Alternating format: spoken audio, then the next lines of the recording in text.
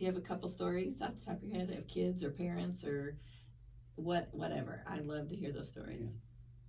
Well, one that we got all kinds of stories. I'm sure you do.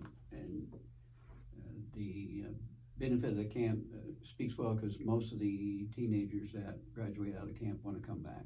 So it's like but anyway. That speaks a lot, though, to the camp that they want to come back. I remember a young lady, she was diagnosed with what's called a neuroblastoma at age 3, which is a very serious, terrible childhood cancer.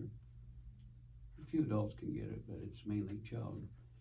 And so she went through all kinds of chemo, 2 bone marrow transplants, and got to the point at age 13 where there wasn't anything else we could do.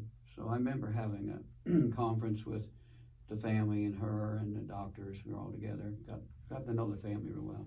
She was one of my campers because since age 3 she's always had cancer, so she's always related. So camp was very important to her because she said that's the place where I could just be myself.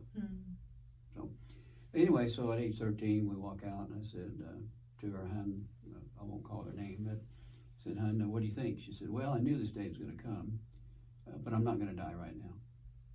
That's interesting. Wow. She said, "I'm going to go to camp." She was committed.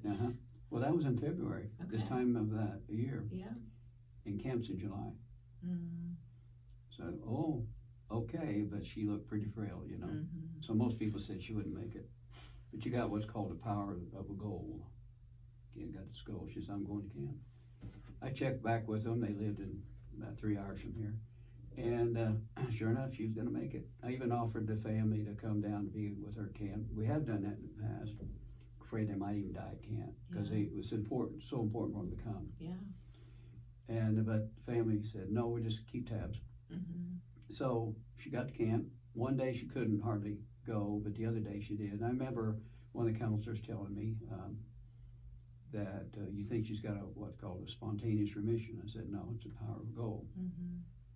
So she went through the camp, and here's what I want to share. It's why I keep this story, is that on our way home, we teach our kids, remember, how to help other people. This was a year that the previous year I wasn't able to have camp because I had my cancer transplant. And so we were struggling with the money. And so she said on the way home with her parents, she said, "Mom, Dad, I know I won't make it, but I want to make sure the camp goes."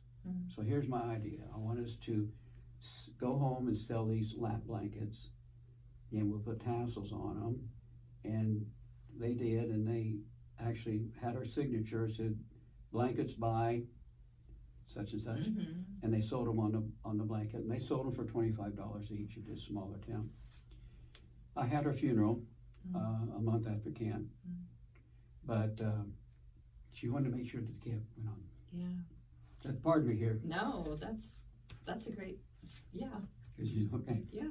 So anyway, a year later, Mom comes to camp and presents us with a check for $12,000. Oh my word! From selling lap blankets. Wow. $25 each.